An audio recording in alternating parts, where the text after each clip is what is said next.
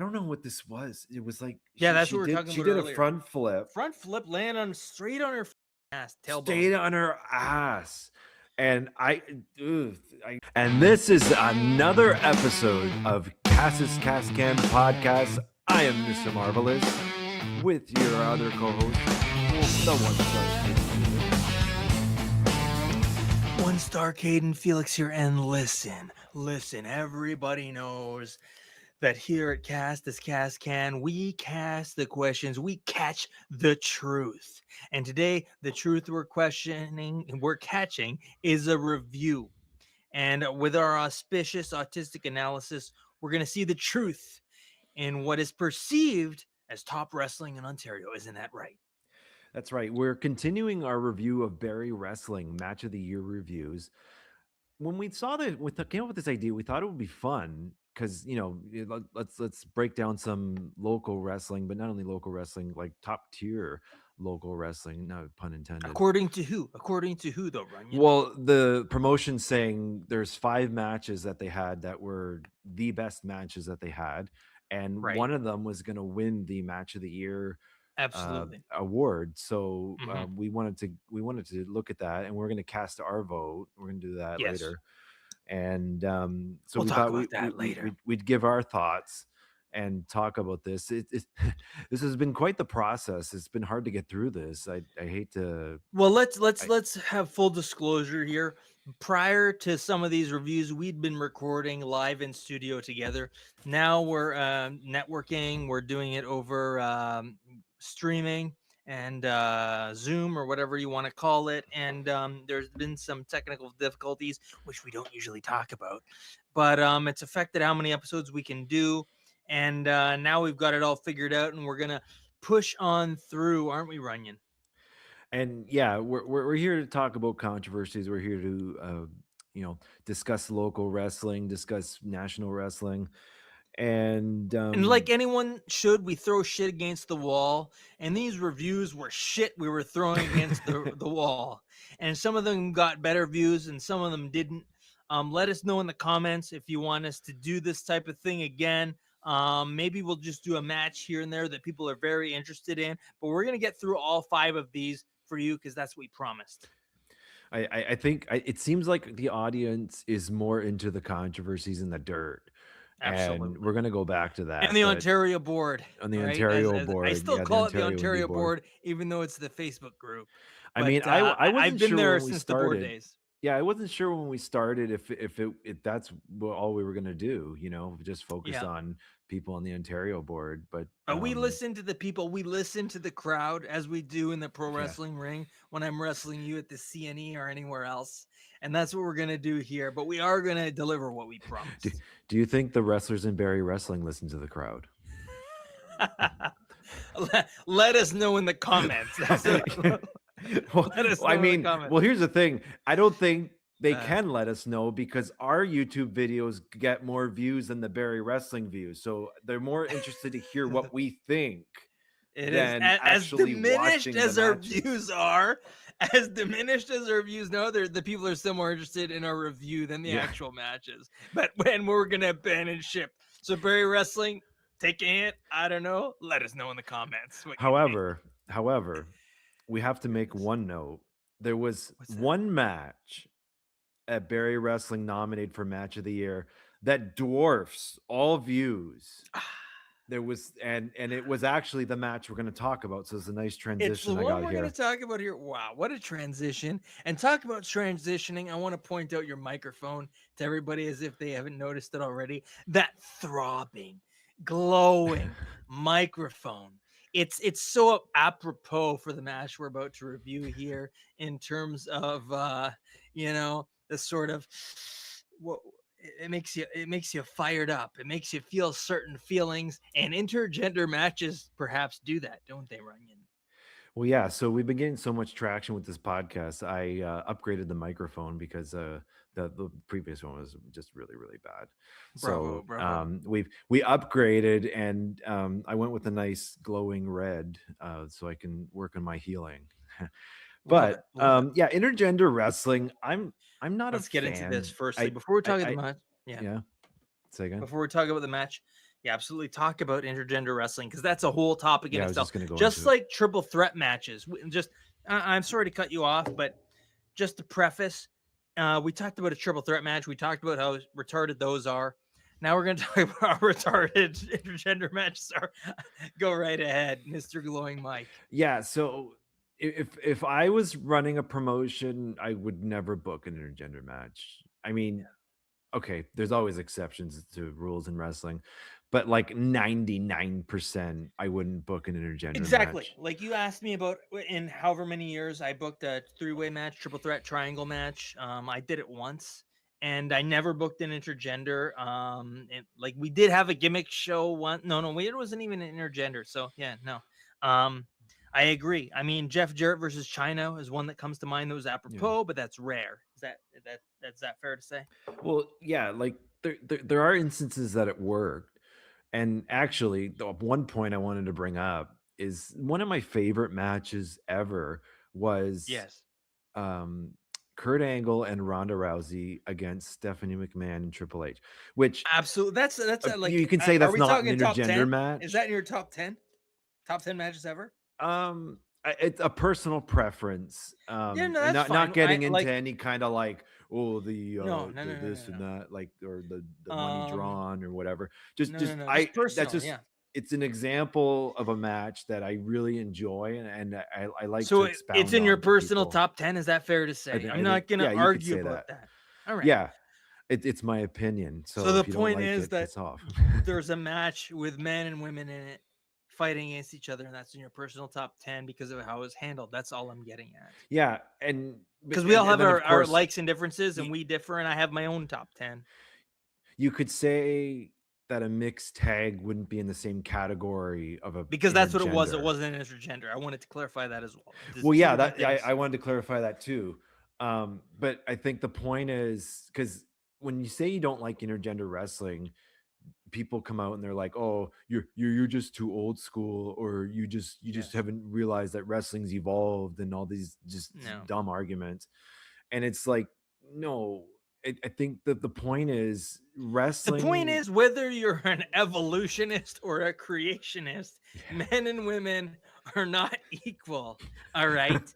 And I learned that like, firsthand playing around, whether it was in grade school or especially I'll talk about this in high school when I first started to play judo in grade 9 and I faced off as a white belt in my second class against a brown belt maybe 18-year-old girl who did judo like this was her life. Judo is her life. She's a brown belt. She trains way more than me. This is my second class, and she wasn't able to absolutely dominate me. Like I didn't know what the hell I was doing, and I was able to hold my own. And that's the difference between men and women.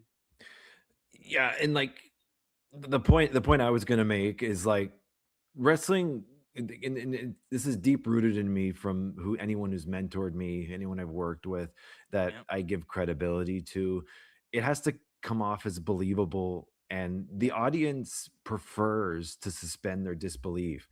And it just when you set yourself up with a man versus a woman, it makes that process so much more difficult. Well, on that issue, I want to get it. I want to talk about that because I want to talk about why my mindset going into this match, which was suspending my disbelief. Normally, with pro wrestling, there's certain things like I talked about the hanging vertical suplex. I suspend my disbelief about that. I think it's a stupid move. The crowd bites onto it in the context of pro wrestling. It often works. Is that fair to say? Firstly, that particular move. Um, I would say there's I think it always a looks way to fake as make it hell. work. There's always a way to The make it guy's pointing work, I his feet think. straight at the ceiling. I don't know. I don't think there's a way to make. Well, I mean, once the people are with it and believing, if that's the first thing they saw, maybe they wouldn't believe it. But once they're with it and believing, you can bend the rules and reality a little bit more. Does that make but sense? when I think of that move, I think of British Bulldog, who was a gigantic man, Sure, very but still, strong. I can tell you right now, I'm watching wrestling as a 5-year-old, and once I see the guy's pointing his feet at the ceiling and it's straight and he's not wiggling to get out, that was bullshit to me. Yeah, but that's how strong the British Bulldog is. That the guy, and no, I didn't, as a 5-year-old, I didn't believe it. That's All right. fair. Anyhow, so, Um, and I still do the move. My point is, I still do the move. So once you get the audience to disbelieve, you can make them disbelieve more and more. But the premise of this is so disbelievable that makes it hard.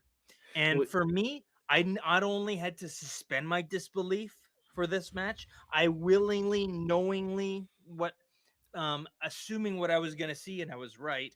I had to put my disbelief deep down in a dark dungeon, chain it up, whip it, blindfold it, choke it, waterboard it, and not let it see the light of day. And once I did that, I was able to enjoy this match to some degree.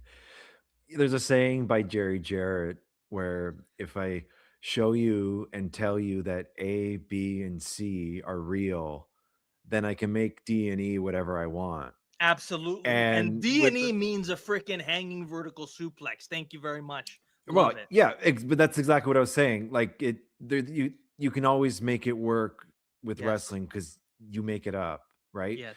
But in this But the instance, fundamentals have to be there. You have to well, get there. this You is have what to I was get gonna there. You got say to climb a staircase. with this example of an intergender match. I don't even think they made us think A was real. Absolutely. So, So let's get do you want to get into into it now? what's really finally. What a huge preface. That could be a video in itself of um, Yeah, we just have intergender. so much knowledge to pontificate on. And that's why when we started doing this and we just started laying all this stuff out, I'm getting really excited. I'm really enjoying this. And I got this new microphone and we got a new studio What a and we're way to probably break it in. yeah, we're just expanding. So We're let's start here. Let's start with the entrances because that's what we always start with. yeah. Whatever's included in these videos. If they didn't include the entrances, that's fine. But they did. And first we start off with Alexia's entrance, don't we? All right, let's take a sip break here. I'm gonna do that too. Yeah, so Alexia comes out. She's the bionic woman, which I didn't really get. I don't get it either. And I'm gonna the make audio or assumptions the based on what I know announcer about her. the announcer didn't really expound on that. She had some kind of like thing on her arm Well, the that one arm is the one shoulder is exposed and the other one's covered. And to me, right. if I had to make an educated guess, because there's no evidence, let me be clear. Like you said, there's no evidence. For me, it's I know that from when I trained with Alexia at Squared Circle Training, her shoulder would pop out of socket like Okay. ever in training, like very often. And then I saw her start to wear a shoulder brace. So I'm wondering if she was surgically repaired or it's something to do with the shoulder. But whether it was or wasn't doesn't matter. That's me bringing in my knowledge. Somebody who doesn't know or doesn't know the match wouldn't know any of this, and I Well, don't yeah, get why that's a she's that. personal insight, which Yes, yeah, the if we're watching commentators this they not could have let knowing us know that. They could have no, let us know they that, didn't really let but us they know didn't. anything. They But didn't. like you come out with this garb that's I think related to your gimmick, but then you just take it Yes. off and it's like what's the point of that? Yeah, I don't get why she's the bionic woman. But let's get on to the But then Three Pistols champion. First of all, what is a Three Pistols champion? you are a shooter Through why do you need three pistols? because three is Listen, better listen. than I know one. it's 2026, and I know Brian Renda's in the ring, and I know Reverso's gonna be in the ring, and I know Alexia's in the ring, and I don't know if I see any pistols. Maybe one or two pea shooters. I don't want to assume anything to do with Alexia, it being 2026, but I don't get it. Well, Reverso had a sword. That's a sort. And okay. So we're on Reverso now. So let's get to Reverso. I'm gonna really need to consult my notes because let's make a note here. Let's He's a think about how knight. many gimmicks. Is he a knight? Because the Well, sword was a samurai sword. All right. The sword is a samurai sword. It was yeah, you're right. yeah. The shoulder guard, the trench coat, that looked like a medieval knight. So we've got two things that aren't congruent. Two different countries. Yeah, two different things. Why? I don't know. Maybe hit the other elements of his gear will help us figure that out. Let's find out. He's unmasked, but he's called Reverso. But then he's wearing the Reverso mask as a necklace. He's wearing a lucha mask as a necklace. I only know it's a Reverso mask because I've wrestled him. I've seen him as Reverso and things like this. If I'm a viewer tuning in for the first time, how does that make any sense? There's no context. There's no convenience between These three things. Nextly, he's not wearing the jacket properly. He's wearing it like a cape. So what's up with that? Next, he's got a championship, 3 pistols. What is it? We already talked about that. And then he's got the cast. So he's got all these gimmicks and all these things to keep in mind going on. And then his gear is like CM Punk. So it's not medieval, it's shorts and kick pads. So does any of that fit together to you, Runyon? No. It's funny because the rap on me is I overthink these things. And then, but I think you overthink things too, but in different ways. So it's And that's just, I what's just great. pointed That's it out. like we have our two different I, different types of autism coming together here for auspicious autistic yeah, analysis. yeah, yeah. You have your mic, I have my mic, and I can tell you this: like from a 5-year-old perspective, I've watched matches with my children, and they'll say things like, "Why didn't he pin him?" I didn't watch this match with my children, but they understand like the idea of wanting to win a pro wrestling Yeah. match, and they understand things not fitting together. And that's what we're getting at, isn't it? I think, yeah, I mean, well, I think my point is everything you said, I agree with, and I noticed. I just didn't take a note of it because it was just like, okay, whatever. This is like part of the course. You know what I mean? Yeah. It's someone on a show with a gimmick that doesn't make any sense. But And I yeah, want to point this out as well because it reminded me, and that's great. And that's why we're both doing this because we both analyze things so detailed, but in such different ways. There's so many different ways to look at pro wrestling, but it reminded me of, do you remember Hacksaw Jim Duggan? When he had at one point, he had his 2x4 as always. He had a crown, he had a cape, he had whatever t-shirt he was marketing at the time. He had a US flag. All right. And that was almost a rib that he had that many gimmicks. And he has and his eyes are crossed and he's doing the thumbs up. mhm. And he's juggling all these things at once. And it's almost foolish, but Reverso has seemingly done this to himself in order to look cool and not a fool. is that can we Yeah, assume I that, don't think Runyon? anybody's ribbing him, right? Yeah, But these are probably all his ideas, and then we get to the promo, well, don't yeah. we? So that good. I was just about to go there. So Reverso Yeah. comes out Yes. and he says he's got a broken arm or broken forearm or something, and he's got a cast. So But the worst thing about this, I mean, that's fine. I mean, we've seen wrestlers wrestle with broken arms. If you Google on YouTube or search on YouTube, you can see a match where I wrestle with my arm in a cast, and I can relate to it. And he did a job I couldn't imagine doing. I when I had my arm in a cast. So kudos to you, Reverso. But the promo, what I noticed about it was, you want to talk about Barrie wrestling? He buried Barrie. He said he injured his arm wrestling in a bigger town for a bigger title, perhaps in front of a bigger audience. yeah. I may have misremembered that, but you start off with just burying the people for being there. What do you have to say about that, Runyon?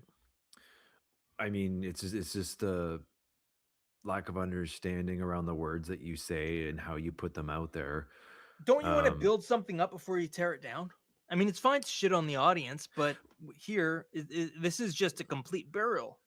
Isn't I that? mean, yes, as a heel, you have to you're out there to get heat, but if you Yes. just shit on everything, you then what do you have left? Yeah, now you're What do you just on a agree? shitty wrestling show, wrestling a shitty match, Yeah. and there's no heat. Making everyone feel, There's oh, no okay. heat. So we all paid $20, $30 to watch a shitty wrestling show that you're telling us how shitty it is. So why And should we I care? could have taken my $20 instead and gone to this other bigger show Yeah. instead.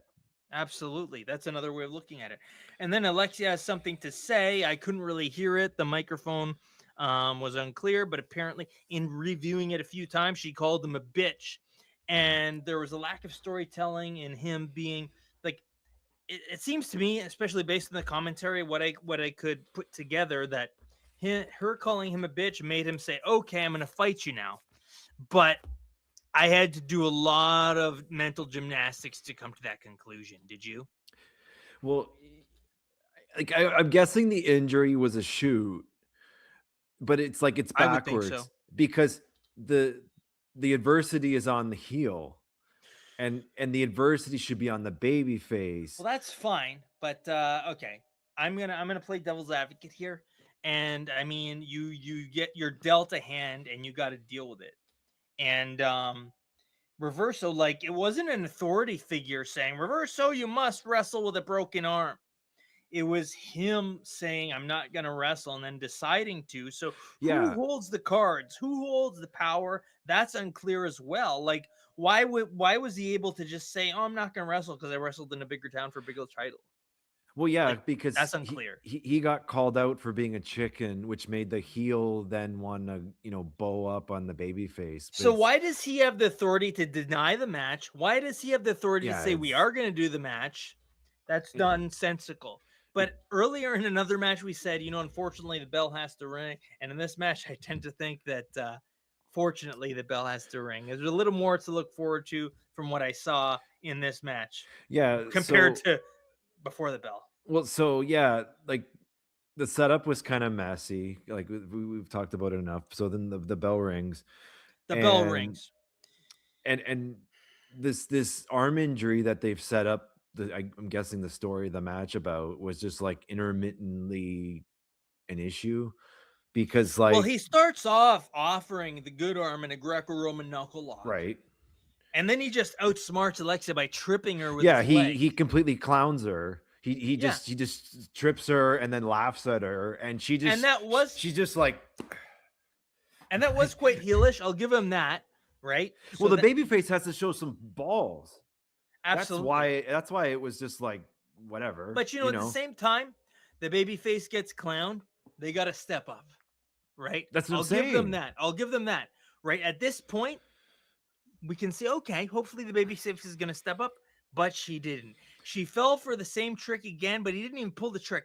He went for the knuckle lock. She's okay. I'll knuckle lock you again. They knuckle lock again. He has the opportunity to trip. He doesn't, and she doesn't capitalize.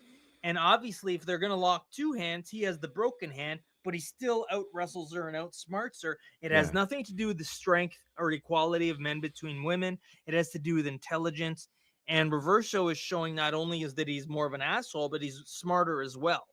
So I was with him up until that point of Reverso being a heel. Yeah, so the heel's out wrestling the babyface with one arm. That's right. And then I wrote down Alexia gets her shit in. I guess she had to get some kind of a shine spot. So she did some moves which I didn't care to write down. Yeah, we're But not then going to talk about a heck of a lot of these. That's fine. well, then she goes to the top, and this is I got a little bit confused because she jumped and she completely missed him and then Yeah. did a drop kick, and I don't know what that was about. There must have been some kind of miscommunication. Throughout this, I'll say there was some good wrestling that made more sense to me than anything else I've seen in other matches up until this point. Alexia gives him a drop kick, reversal powders out, Oh, and I see. Then he goes for the sword. That's what we're talking about. yes, he So he goes for goes the for the sword, sword, and it's like, and first of all, oh yeah, I wanted to mention during the entrance, he put his sword away before his beauty shot in the ring. So he had all these gimmicks, and then he didn't even utilize his sword for his big beauty shot in the ring. He put it aside and then went in the ring and just talked. So that was a waste. And yeah. now he goes to the sword that a lot of people in the audience Well, probably didn't even see. but here's the thing with the sword, like it's a wrestling match. Like, are you gonna like stab Alexia to death? Like, I I was don't. gonna get to that. And when I wrestled somebody with a sword at Battle Arts, um, I went for that sword and I went to stab the motherfucker. All Well, right. okay, I mean, at And least that makes sense. Like, I exactly. don't And the know refs took why it away. you would introduce that plot point because, like, Because I've watched so many, like, I why don't love you just bring deathmatch a wrestling. gun? Why don't you just Yeah, bring a gun to the ring? Like, yeah, then you can just keep going, and then like you have to draw the line at exactly. some So if you're point. gonna bring a weapon, use it. And I think so often we see even Triple H. You see a guy at Triple H instead of swinging a sledgehammer sensically, he aims for the Yeah, I gut. hate that. And I hate that type of thing. I hate in death matches when they take something like a scythe. You Oh have a yeah, freaking yeah. scythe and they stab somebody in the forehead, and you'd slice the motherfucker's throat out. But here he's So going for a he sword. goes for the sword, and some like random guy, or I didn't really get it. It was a fan Yeah. or someone from the It's show just obviously grabbed it leading and to ran away. something, and then the commentators barely acknowledged it, and They didn't acknowledge Alexia it at was all. she took the advantage from there. Yeah, The they didn't even commentator was acknowledge just it. talking about Alexia and how good of a wrestler she is Like, when imagine they might have Reverso's trying said, to "Yeah, they're stab saying her she's the and best gets in the world. foiled by some guy. Look at Alexia here taking advantage while the Versa's distracted. She's the best in the world." No, they didn't even. They just said she's the best in the world after she took the advantage of a guy who's distracted, and they didn't even acknowledge what happened. All Well, right, fine. so then I got Reversos giving heat and his wrist seems fine. And like that was the thing with the whole Define match. seems fine because as somebody who's wrestled with a cast and experienced it, a broken bone in the ring and a cast, I can accept the fact that he's doing everything, and I like that when Alexia directly attacks it, he sells it, and that's when it matters. Well, And I can accept that. he was picking her up pretty easily, Yeah. basing for her pretty easily. Um, Well, that made it easier for me to suspend my disbelief and throw a little treat down in the dungeon for my disbelief for behaving so well for me. I So I didn't mind him dominating her in that way. I mean, I've had several injuries, but I've never had a broken forearm. So I don't know. Can you pick things up when you have Yeah, that? I've had I'll But tell I you what think I've had broken. What are these called your in your metatarsals hand? Yes, I broke the two or middle your ones and I had metacarpals, a sorry. cast. Metacarpals, yeah. I broke those and I had a cast. This one is, But is your but hand yeah. usable? I mean, my arm was. I mean, I could grip like Okay. you got to consider that a cast is so hard and strong that you can still like put the weight on it.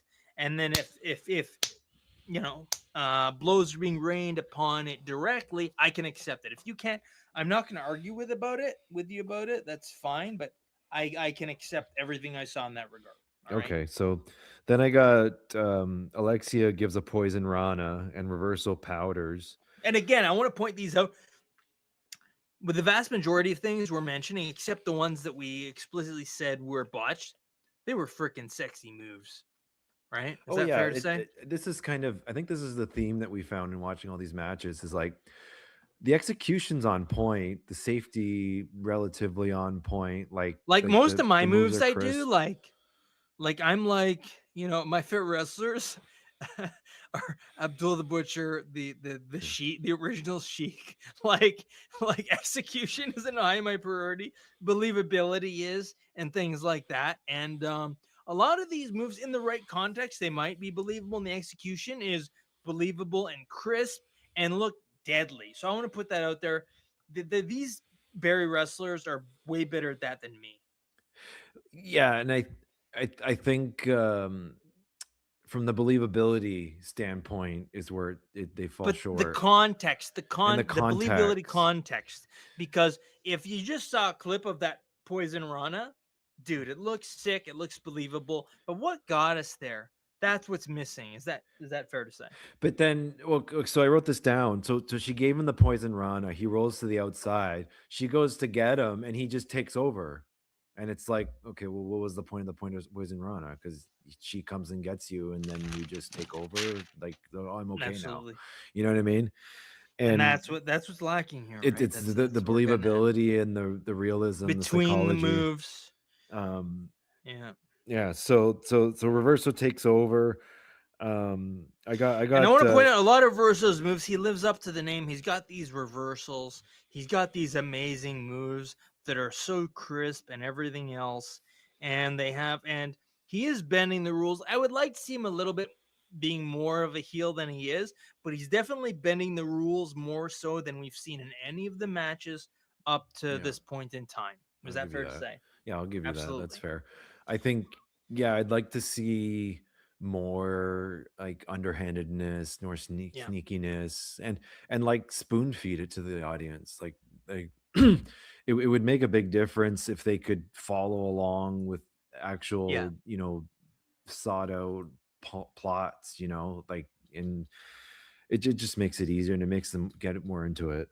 Because Um, even if I were to consider this as a babyface match, a lot of the things I'm seeing, again, if they were equals, if I'm saying, okay, they're equals, I'm yeah. accepting that. There was a lot more logic in this match than any of the ones I've seen thus far. Yeah. So I think Reversal had Alexia in some kind of rope submission hold. And I want to And point this out as well. Reverso worked holds better than any of the matches we've seen just thus far as well. Yeah. So then, but then Alexia grabs a rope break, which you could argue is taboo for a babyface to grab the rope and get out of a I hold. don't necessarily agree, but okay. That's fair. I mean, if those are the points you're gonna nitpick on, I mean, it's I mean, do you there's a want to lot go of on this bigger. tangent? Do you want to go on this tangent right now, Ryan, No, or should we I'm save just that for saying later? there's a lot bigger shortcomings with this match than that one. But I think that's a plot point with some baby faces that I they think don't that's want to grab a debatable, rope. but But okay, fine. so then Reversal starts arguing with the ref. And this is Renda, and I want to point this out too. You've got a ref here who's Oh yeah, the like, ref. why is it so often here in Ontario Indie Wrestling? The refs tower above the wrestlers. This ref Renda, he has a ponytail. He has a girthy big physique with a big gut. His shirt's not tucked in. He has a massive ponytail, which is arguably a bigger gimmick than we've seen from anyone else in these matches. It's so distracting. And you hear about a phrase with refing called ghosting, and he's definitely not a ghost. He's present, he's there, he's gimmicking. If that's the opposite of ghosting, is that fair to say?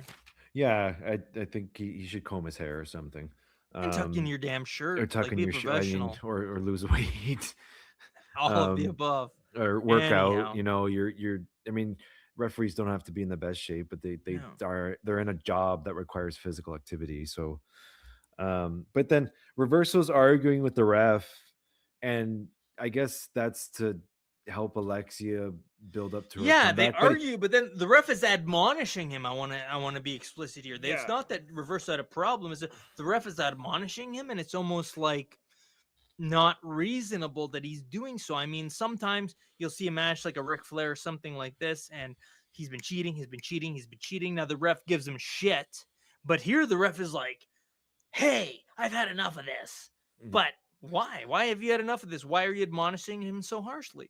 And then he kind of just turns around and feeds Alexia's comeback, which Just so they could get the next spot, they well, put that yeah, in but no, there but he literally just turns unjustifiably. around and then walks into whatever it was that Alexia does. I didn't write it down. Yes. So I think that was lacking. But this is where Alexia went up for that second top rope move.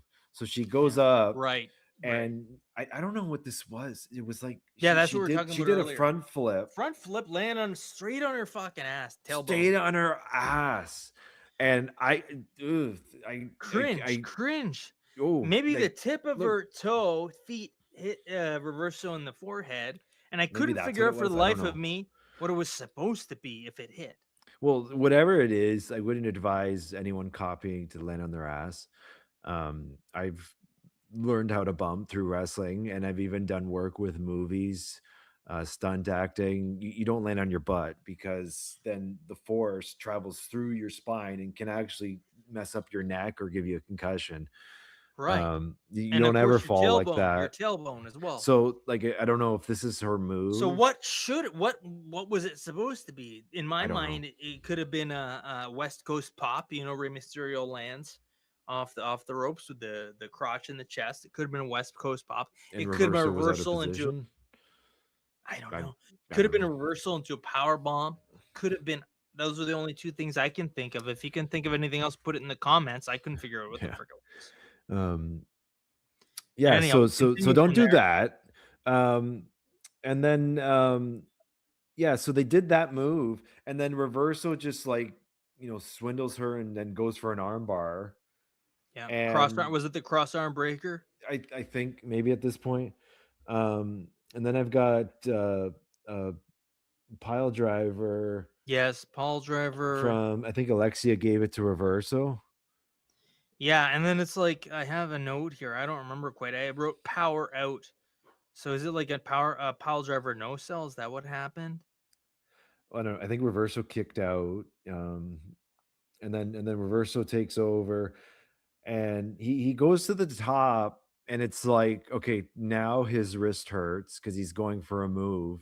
And Yes. then Alexia gets him into some like Boston crab and then just I starts want to make a stomping on the note here. wrist. Between then and there, Reversal went for a pump handle slam, but he just abandoned ship on it. It wasn't reversed or anything else. And I'm like, this match, with the amount of views it has, and the reason it has those views, an intergender match, like he could have worked that a little bit more, but he didn't. That's a good angle for the pump handle. Anyhow, with his arm right under the taint there that we've talked about so familiarly on this podcast, but it doesn't happen. But then when Reverso goes to the top rope, do you remember how Alexia stopped him? And I like this, especially for an intergender match. With on the top rope? It was a double spank. Oh, I missed right that. on the butt there. She double spanked Reverso. Earning those views, I Very guess, on brand for perv match views on YouTube for intergender. We know we're getting those views in India with a match like this. And then Alexia slips her head between Reverso's legs. That gets even kinkier with a big power bomb for a 2 count that goes right into the Boston Crab.